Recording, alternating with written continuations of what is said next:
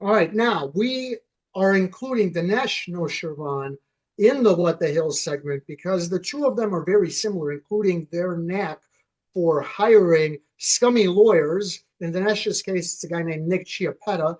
In Hale's case, it's Randall Shockett. The lawyers are very similar to each other, not merely unethical, but they're abusive and condescending language constantly. Dinesh and Jeremy are very similar. They both are like social media moguls, but very rude.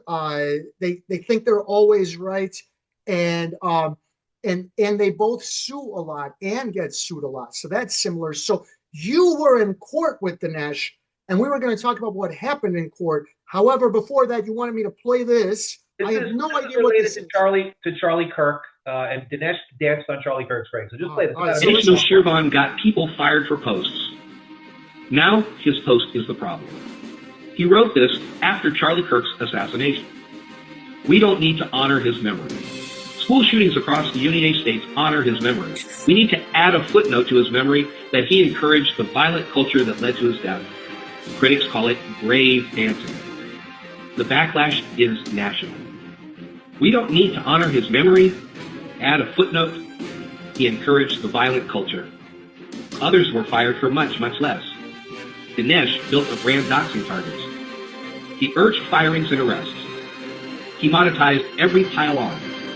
Harassment and threats, job loss, and doxing, not my responsibility. That's what Danesh told Dr. Phil on Outcomes. Victims say his mobs ruined their lives. Aaron De La Torre is dead. Prosecutors in Denton, Texas, are reportedly examining a felony grand jury indictment. Do Democrats denounce Danesh Noshirvan? Top Democrats like Scott Dworkin once boosted him. Scott Dworkin told Democrats to give Danesh money online to spread his message of hatred and violence. Do Democrats now sanction the subversive poison he spreads across American society and families? Cancel Danesh Noshirvan, the cancel culture king and hypocrite. Let Danesh know how you feel at that Daneshki, or 714-293-9800. All right, but didn't this guy right here, Charlie Kirk, encourage the violence culture by promoting the Second Amendment and saying that the Second Amendment is so good that it's worth a few extra deaths? Doesn't Dinesh have a point that, hey, you celebrated gun culture, you got killed? That's what people should know you for. Is he right? What is inherently violent about the Second Amendment that's not inherently violent about the First? Well, if you use a gun, that's violent. If you use your voice, that's not violent. If you use your voice to encourage those with guns, is that free speech? Yes. So I say, oh, go shoot him. Mm-hmm. Well, it depends. I have to have more. There's nuances right here, then, Michael, aren't right. there? Right. Potentially that could be criminal, but does Danesh have a point? Potentially, it could be criminal. Speech could potentially be criminal. Okay. And right. So, it could, but if it's used, and Michael, if it's used, guns could potentially be criminal too. But if properly used, they're very protective and they're part of the fundament of our society. Is that correct? Right. But he also said that the Second Amendment brings us liberty. It allows us to have a check on the government. As a result, it is such an important right, he meaning Charlie Kirk, that it's worth a few extra deaths. So, and that's what you're saying about the First Amendment. I'm repeating what Charlie Kirk said. Now, look, that quote has been mischaracterized. That all the doctrinal and ideological underpinnings and the constitutional underpinnings of the Second Amendment also work for the First. And so that's the problem here. That's the problem we're running into. He was dancing on graves to Danesh Shirvan. And Danesh Shirvan dances on graves. He danced on right. Listen, I was playing devil's advocate. First of all, nothing that Charlie. And you've proven very, very clearly who the devil is, Mike. Very good job. But we're going to move. I want to move, but I think we beat this issue. Well, let me just get this out. Nothing Charlie Kirk ever said warranted someone assassinating him. All right. And Jay Leno said it best. You guys couldn't argue with him, so you killed him. That's really the truth.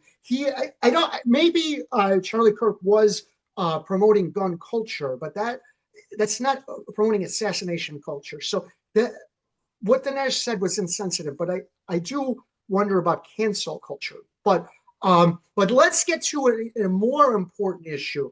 My case. Yeah, we had a record last Tuesday because didn't you have a status conference? Or no, you didn't. No, it was a hearing. It was a sanctions hearing with a status conference attached to it. Right. The reason there was a sanctions hearing is because Danesh found status conferences so boring that he skipped the last one. He skipped the last one. He didn't tell anybody, and he wasted the court's time. And I had him on the stand for hours, and I grilled him like a cheap steak. And Courtney, the Omaha Oracle, actually reported on it, and I sent that over. I think we should watch some of what she had to say. I'd rather hear it from a third party, because I'll talk about me all day long. I'm good at that. But let's hear what Courtney had to say about it, because she gives. Wait, hold on. I gotta get the article up. Why don't you explain more what happened? So I bring him up there, and the point here is we have to prove what Danesh, his intent. And the whole argument there was, did Danesh willfully and maliciously and intentionally not disobey the court's order to the extent that the court should not excuse all of his apologies after the fact that he didn't show up? Did Danesh, should he have known better? And should there be a default in this case based on what he did? And I went in there and I focused down, I clamped down on his activity throughout the period beginning on June 16th when he received the notice, July 17th when he missed the date, and then the dates thereafter. He went on a California vacation. He was California dreaming when he should have been in Fort Myers Federal Court, not snoozing. So we have Courtney, who's the Omaha Oracle, and she's been covering Danesh for years. She's a TikToker, and she's on the left. So she's a perfect person to get a picture that's not Rich Luthman. All right, we finally got the Omaha Oracle. What is the woman's name again? Courtney Kotzian. She's a TikToker. She's left to center. But we all agree that Danesh is pretty harmful. But let's let her talk. All right, here we go. It was just recently posted after the hearing. And I took a lot of notes. And actually I had planned on kind of giving a play-by-play and, the things that I thought were funny and that kind of stuff after that hearing. But I'm going to be honest. I am kind of disturbed by it. It didn't go well for Danesh. This whole thing, and these people, and they're paying the price for it. Nobody's paying the price for it. He's paying the price for his own actions at this point. I will say a couple of things. One, the whole point of me going there is because I wanted to see him try to explain himself he just forgot to put it on his calendar kind of thing. I've been doing this because he did this to me.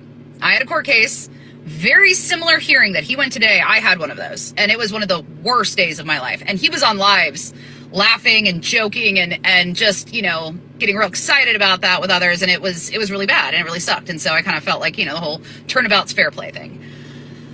Now, though, after watching him on the stand for hours, he was on the stand for hours. He was there the whole time, showed up on time this time, was there the whole time.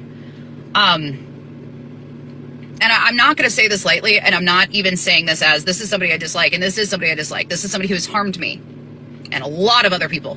And there's literally no excuse for the behavior that he partakes in. However, I really like the judge in this case.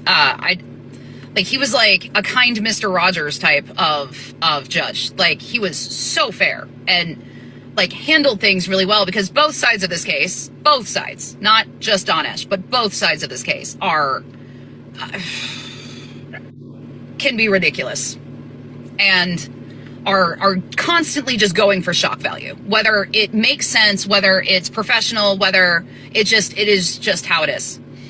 I'm not rooting for, Richard Luthman here, but Richard Luthman's making a fair point. Danesh makes up lies on his social media pages. But when Richard Luthman started questioning Danesh, he started the whole thing out by asking a couple of just baseline questions to make sure that the person that he's talking to is competent. And the first one was his name, and Danesh couldn't answer that. The second one was the date, today's date. He got that wrong. The third was who's the president. He got that one right. 2 out of the 3 general competency questions that were asked, he couldn't answer. He also couldn't answer pretty much any of the other questions. In the end,